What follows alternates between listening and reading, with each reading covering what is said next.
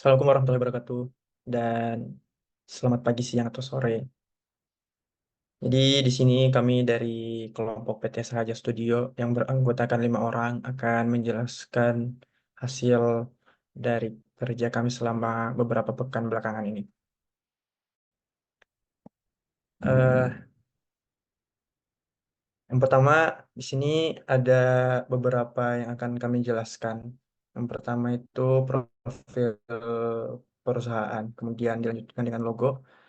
Eh, Lalu eh, perkenalan dari tim kami, latar belakang dari PT Sahaja, ringkasan proyek, kemudian masuk ke tema dan konsep dari proyeknya, terus lanjut ke gambar kerja, dan yang terakhir adalah RAB. Yang pertama akan dijelaskan oleh teman saya. Dengan ini dipersilahkan.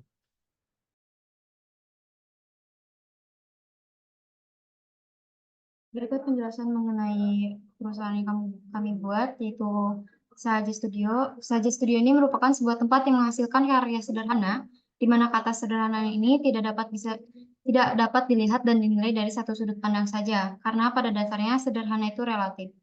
Dalam kata sederhana ini, kami memberikan rasa dan kenangan yang tidak mudah dilupakan. Sederhana yang menenangkan.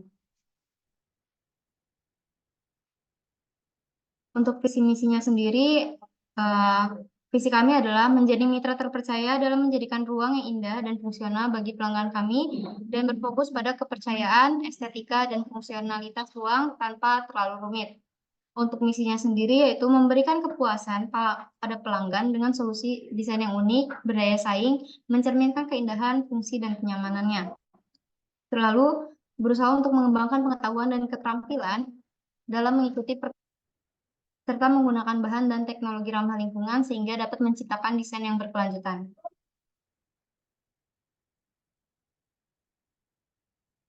Nama dari Sahaja Studio ini adalah kata sahaja yang memiliki arti sederhana. Nama ini kami ambil karena kata sederhana yang sifatnya relatif dan tidak bisa disamakan maknanya antara satu orang dan lainnya.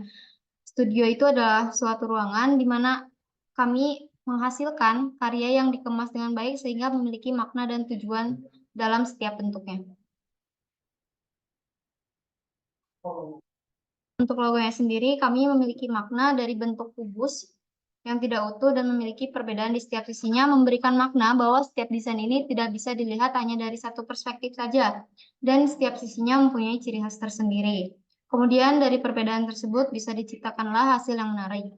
Untuk pemilihan warnanya, kami memilih warna hijau karena dapat memberikan kesan yang ramah lingkungan, dan warna putih juga pada background dapat menggambarkan kesederhanaan. Berikut tim kami ada direktur utama yaitu Melisa Celia, kemudian ada desainer Raffi Rianto, manajer pemasaran Dimas Arya Prawira, Sajiba Farabi sebagai manajer produksi, dan Saraswati Lismawan sebagai manajer keuangan.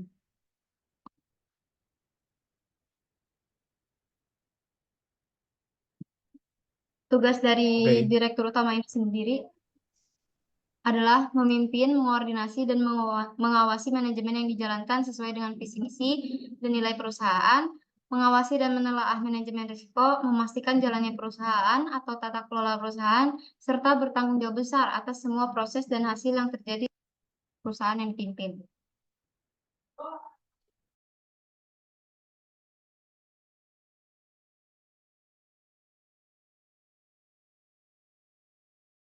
Oke, selanjutnya desainer. Masuk ke desainer, yaitu Muhammad Raflianto, itu saya sendiri. Job desk-nya adalah yang pertama adalah mengurus segala pekerjaan yang berhubungan dengan gambar atau desain. Kedua adalah mengubah desain sesuai dengan eh, permintaan klien. Yang ketiga adalah menjamin hasil produksi sesuai dengan keinginan klien, bahkan pada desain. Selanjutnya ke manajer pemasaran oleh Dimas Arya Prawira, yang job desk-nya adalah yang pertama memimpin inisiasi pemasaran produk. Yang kedua adalah mengkoordinasi strategi pemasaran. Selanjutnya membuat media promosi, mengelola anggaran pemasaran, memecahkan masalah jika ada kinerja pemasaran yang kurang. Selanjutnya adalah mengelola karyawan dan vendor selaku pihak ketiga, mengarahkan strategi pemasaran media sosial, mengatasi masalah pelayanan pelanggan, dan menganalisa umpan balik dari klien di media sosial atau pasar. Masuk ke manajer produksi oleh Sajibah Farabi, yang job desk-nya adalah mengurus dan bertanggung jawab segala pekerjaan yang berhubungan langsung dengan proses produksi. Jadi ketika proses produksi berlangsung, selanjutnya merencanakan dan menyusun jadwal produksi, mengawasi proses produksi yang sesuai dengan standar kualitas atau SOP perusahaan, memastikan para pegawainya menerapkan K3 dalam bekerja. Yang terakhir adalah manajer keuangan oleh Swati Lismawan, perencanaan bisnis dan pengambilan keputusan dengan memberikan nasihat keuangan yang sesuai dan tidak merugikan pihak lain. Selanjutnya, mengelola keuangan perusahaan agar berjalan dan digunakan sesuai dengan semestinya, mengontrol pengendalian keuangan pada perusahaan, bekerja sama dengan manajer divisi lainnya, memeriksa dan membuat laporan keuangan, membantu pengambilan keputusan terkait investasi. Yang terakhir adalah mengelola arus kas, utang piutang, dan pajak perusahaan.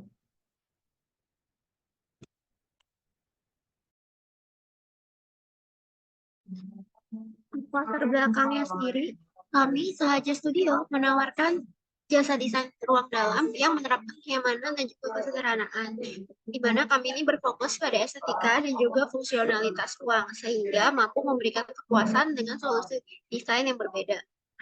Untuk proyek yang akan kami kerjakan, ini merupakan ruangan yang akan direnovasi berupa ruang tamu dengan ukuran 5x3 meter, di mana kami akan menggunakan tema penggayaan modern Japanese style yang berkesan minimalis dengan ciri khasnya berupa penggunaan material kayu dan juga warna-warna yang natural. Untuk ruang tamu ini sendiri itu biasanya digunakan oleh keluarga yang beranggotakan 4 orang, terdiri dari ibu, bapak, dan juga 2 orang anak. Aktivitas yang dilakukan pada ruangan ini itu seperti membaca, menerima tamu, minum teh, relaksasi, bercengkrama, dan juga menyelenggarakan acara kecil. Sehingga melihat dari banyaknya aktivitas yang dilakukan oleh klien, maka ruang tamu ini akan dibuat multifungsi.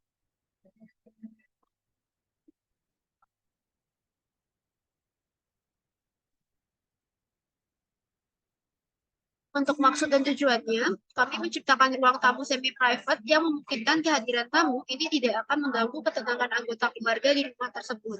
Kemudian, kami juga ingin menciptakan ruang tamu yang nyaman, tenang, dan juga estetik. Yang ketiga, kami ingin menciptakan ruangan dengan sirkulasi udara dan juga cahaya yang mencukupi, serta merenovasi ruang tamu ini dengan biaya yang minim. Untuk ringkasan proyek ini sendiri, proyek ini adalah renovasi ruang tamu berukuran 5x3 meter menggunakan tema penggayaan modern Japanese style dengan tujuannya yaitu menciptakan ruangan yang nyaman, tenang, dan estetik.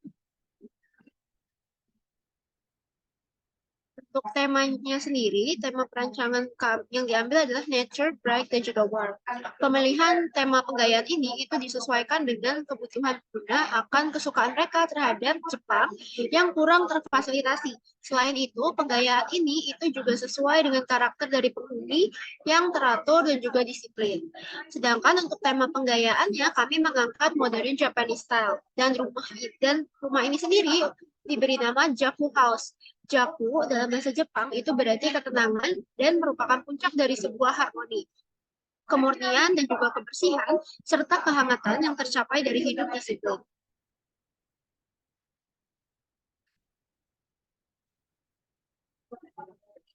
Untuk konsep warnanya sendiri, kami akan menggunakan warna-warna yang didominasi oleh warna hangat, seperti warna beige, cream, terus netral, brandy rose. Sedangkan untuk aksennya, kami akan menggunakan warna-warna hijau seperti herb bouquet, terus super calet, dan beberapa warna coklat dan juga hitam serta abu-abu.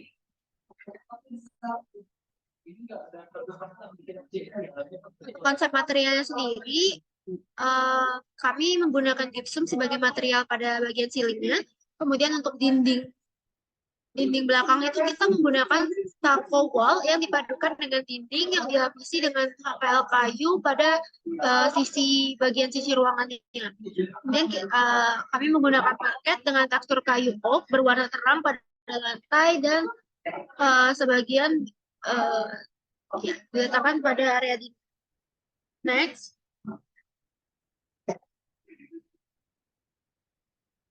Untuk konsep furniturnya, kami menggunakan beberapa loose furniture. Itu ada sofa, armchair, coffee table, rak, dan juga vas bunga.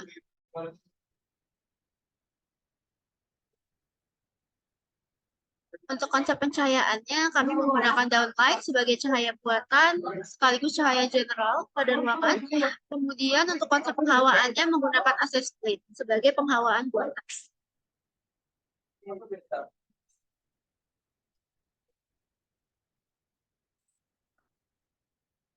Berikut ini adalah gambar kerja dari ruangan yang akan kami renovasi.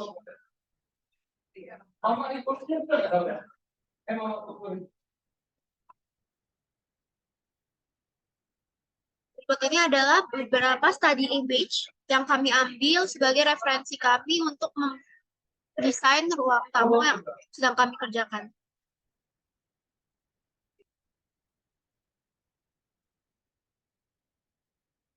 Berikut ini adalah mood board dari proyek yang kami kerjakan.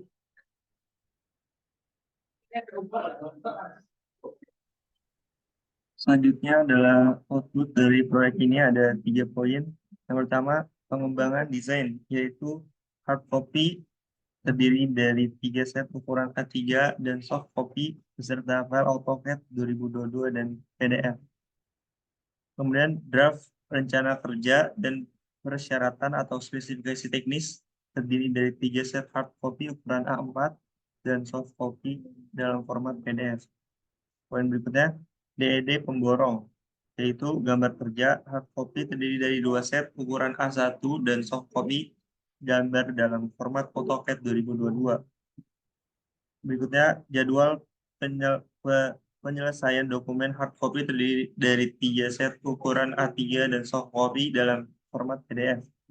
Poin ketiga, DED konstruksi, yaitu gambar kerja hard copy terdiri dari 2 set ukuran A1 dan soft copy gambar lengkap dengan format AutoCAD 2022, spesifikasi teknis dan cara kerja hard copy terdiri dari 3 set ukuran A4 dan soft copy dalam format PDF. Berikutnya, project kalender. Project kalender ini project akan dilaksanakan selama 20 hari dari tanggal 3 Maret. Ini pekerjaan persiapan dari tanggal 3 Maret hingga tanggal 6. Kemudian pekerjaan pembongkaran dari tanggal 7 Maret hingga 9. Pekerjaan dinding dari tanggal 10 hingga tanggal 12. Pekerjaan plafon dari tanggal 13 hingga 14. Pekerjaan lantai dari tanggal 15 hingga tanggal 16. Pekerjaan pintu di tanggal 17. Pekerjaan elektrikal tanggal 18 dan 19. Finishing ada di tanggal 20 hingga 22. Terakhir, penataan dan serah terima ruang ada di tanggal 23. Kemudian sumber dana. Sumber dana yang digunakan untuk pengerjaan renovasi ruang tamu berukuran 5x3 ini sesuai dengan perjanjian awal antara perusahaan dan klien, di mana perjanjian tersebut berupa yang pertama, untuk memulai tahapan desain, klien wajib membayar booking fee sesuai dengan tarif yang berlaku. Yang kedua, klien dapat mengajukan perubahan atau pembaruan desain sebanyak 3 kali, terhitung revisi yang dilakukan karena dan atau ketidaksesuaian hasil desain dengan permintaan klien. Yang ketiga, kontraktor berhak meminta biaya tambahan sebesar 750.000 per sekali revisi atas pembaharuan desain apabila revisi sudah melebihi 3 kali. Untuk pembayaran klien diharapkan tepat waktu sesuai dengan perjanjian di awal, yaitu sesuai dengan termin yang berlaku, yaitu Termin pertama, 2 Maret 2024, 50% dari total RAB.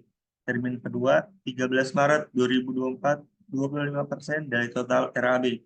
Dan termin ketiga, 20 Maret 2024, 25% dari total RAB. Selanjutnya, RAB total dari pekerjaan persiapan totalnya ada 3.164.000. Kemudian pekerjaan pembongkaran totalnya ada 3.896.000.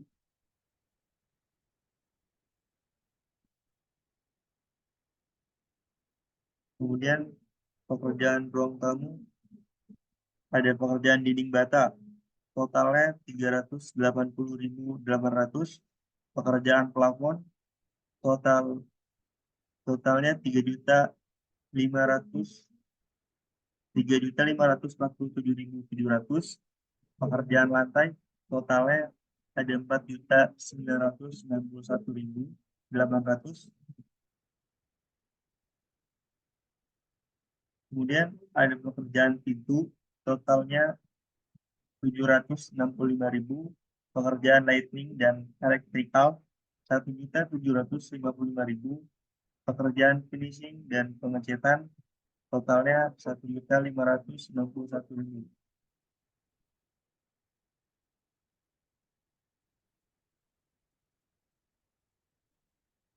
Kemudian ada furniture totalnya 24.127.800.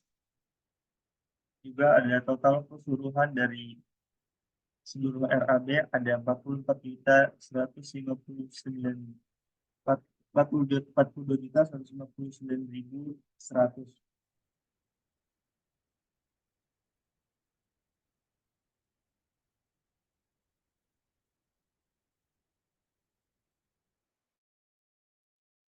Selanjutnya rekapitulasi harga, yang mana yang pertama ada pekerjaan persiapan dengan jumlah harga 3.164.000 dengan bobot 7,17%. Lalu ada pekerjaan pembongkaran dengan harga 3.896.000 dengan bobot 8,82%.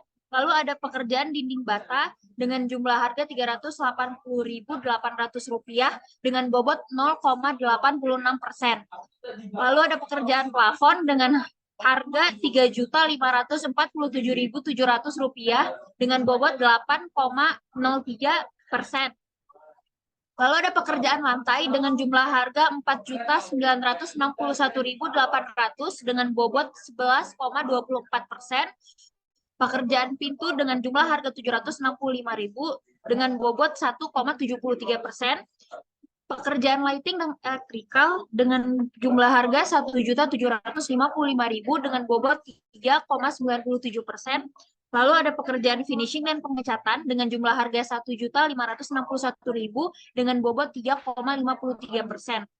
Lalu ada furniture dengan jumlah harga Rp24.127.800 dengan bobot 54,64%.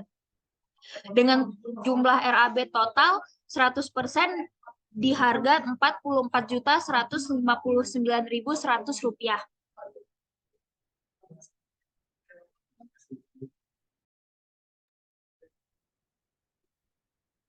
Lalu untuk kurva pengerjaannya, yang pertama pekerjaan persiapan dengan bobot 7,17% yang dilakukan dalam 4 hari. Lalu ada pekerjaan pembongkaran dengan bobot 8,82% dengan pengerjaan 3 hari. Lalu ada pekerjaan dinding bata dengan bobot 0,86% dengan pengerjaan 3 hari. Pekerjaan plafon dengan bobot 8,03% dengan pekerjaan selama 2 hari. Pekerjaan lantai dengan bobot 11,24% dengan pengerjaan 2 hari. Pengerjaan pintu dengan bobot 1,73% dengan selama pekerjaan 1 hari. Lalu pekerjaan lighting dan elektrikal dengan bobot 3,97% dalam waktu 2 hari. Lalu ada pekerjaan finishing dan pengecatan dengan bobot 3,53% dengan waktu pengerjaan 3 hari. Lalu yang terakhir ada furniture dengan bobot 54,64% dalam 1 hari. Yang mana pengerjaan ini akan selesai dalam 20 hari.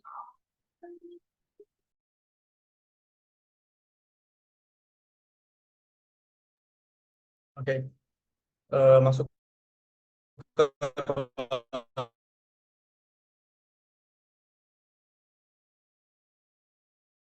melakukan pembongkaran selama 3 hari.